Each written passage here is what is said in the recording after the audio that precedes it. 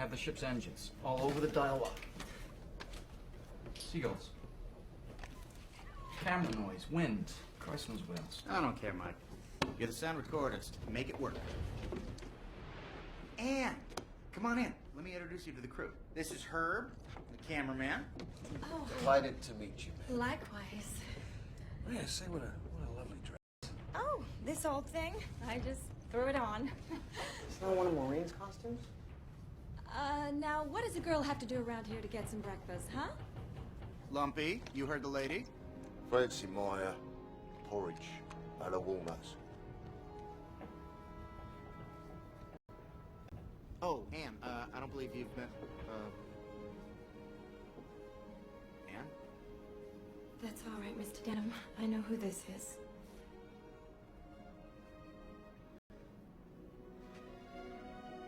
Thrilled to meet you.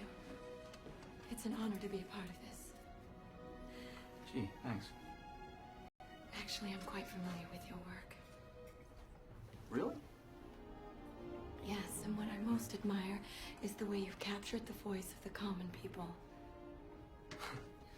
Well, that's my job. I'm sure you've heard this before, Mr. Driscoll, if you don't mind me saying, but you don't look at all like your photograph.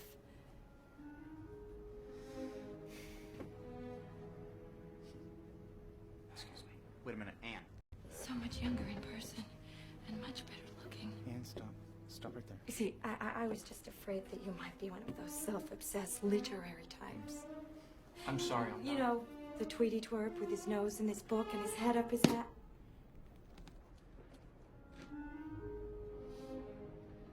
It's nice to meet you too, Mr. Harrow.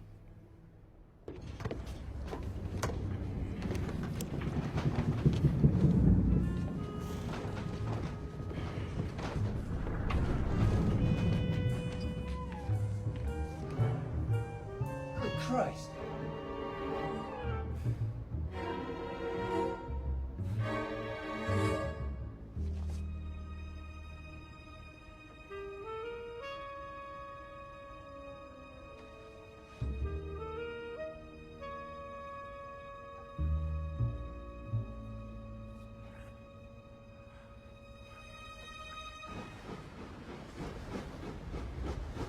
She's standing at the railing. She doesn't know it yet. But they are sailing towards disaster. You got that? Okay, so she turns. First mate is staggering towards her. There's a knife sticking out of his back. Wait a second. We're killing off the first mate? That's assuming she knows who the first mate is. Come on, Jack. It was an honest mistake. Ann is nearsighted. It could happen to anyone. I was joking, Carl. The point is she's horrified. She has to look away. And that's when she sees it. Sees what? What?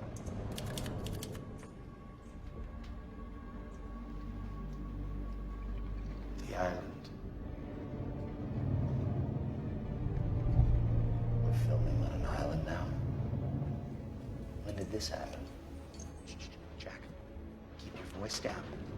I don't want the crew getting spooked. Why would they get spooked? What's it called? All right. It has a local name, but I'm warning you, Jack, it doesn't sound good. Did you get that? What's wrong with this place? There's nothing officially wrong with it. Because technically, it hasn't been discovered yet.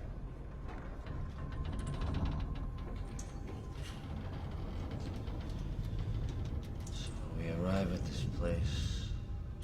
S.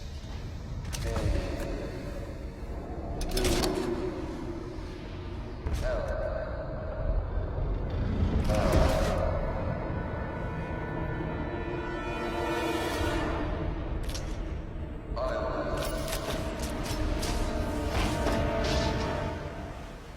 right, everyone, from the top. And action. I think this is awfully exciting. I've never been on a ship before. I've never been on one with a woman before. I guess you don't think much of women on ships, do you? No, they're a nuisance. Well, I'll try not to be. Just being around is trouble.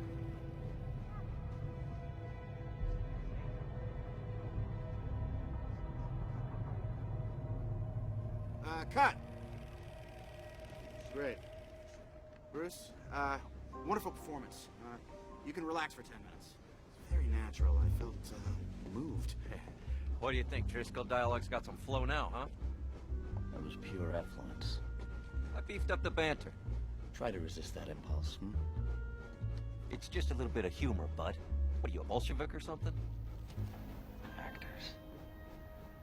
Travel the world, all they ever see is a mirror.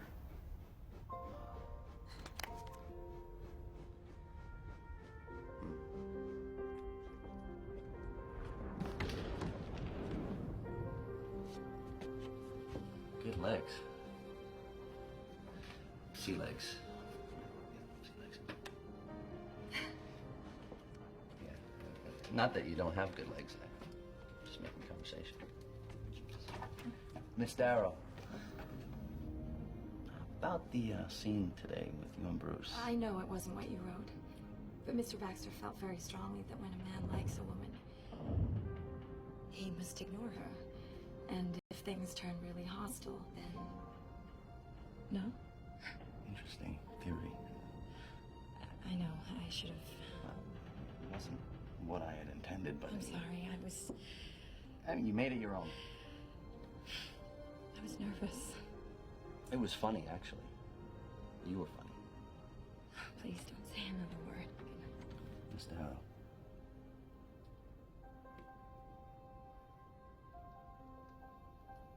You don't have to be nervous.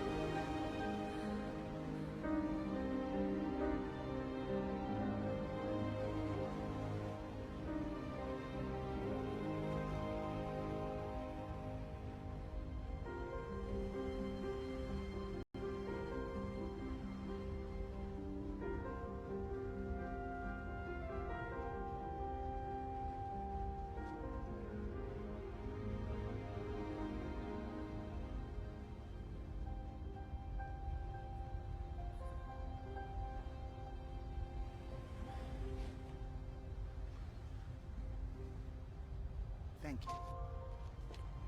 Let's take it. Would you please? We're trying to shoot a scene. Thank you.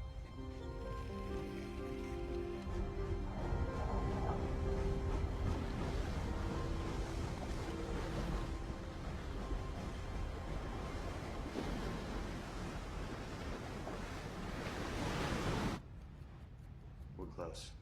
Turn southwest. There's no land southwest for thousands of miles. Takes us way outside the shipping lanes. I won't sail blind in these waters. I'll make it worth your while. There's nothing out there. Well, then you've nothing to lose.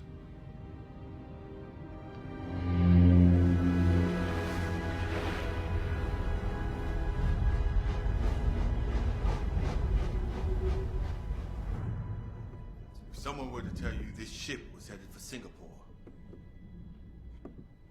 what would you say? I would say they're full of it, Mr. Hayes.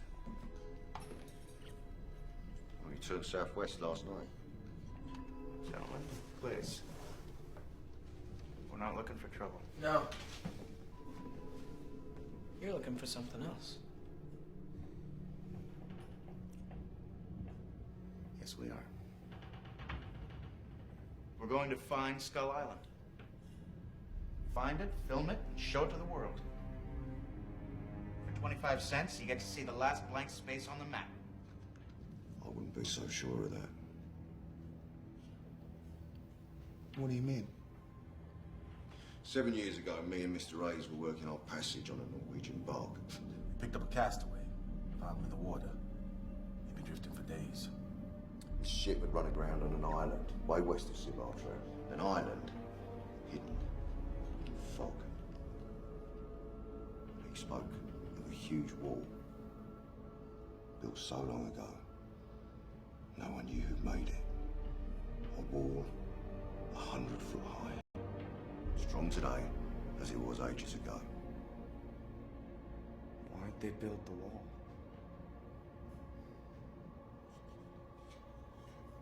On the castaway, he spoke of a creature. Neither beast nor man. But something monstrous living behind that wall. A lion or a tiger? A man-eater. That's how all these stories start. What else did he say? Nothing. We found him the next morning. He'd stuck a knife through his heart. Mm-hmm. Sorry, fellas. You'll have to do better than that. Monsters belong in B movies. If you find this place, if you go ashore with your friends and your cameras, you won't come back. Just as long as you understand that.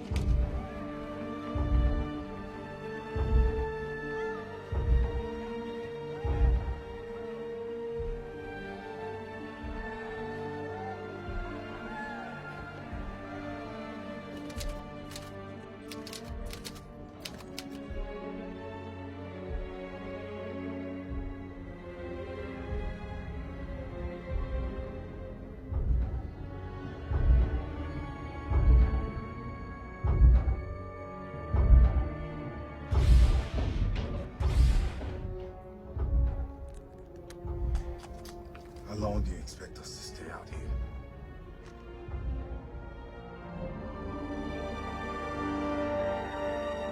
You're writing a stage comedy? I'm writing it for you. Why would you do that? Why would I write a play for you? Yes. Isn't it obvious? Not to me.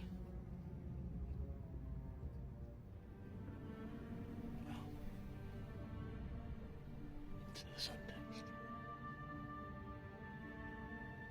I guess I must have missed it.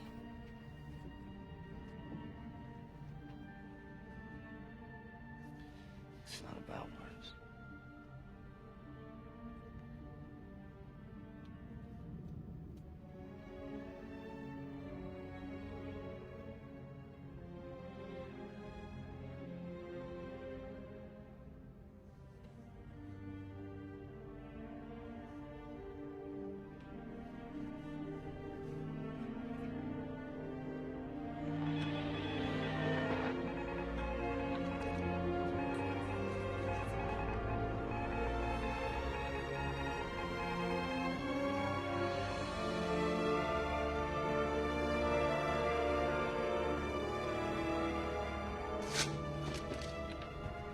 This is for you, Captain.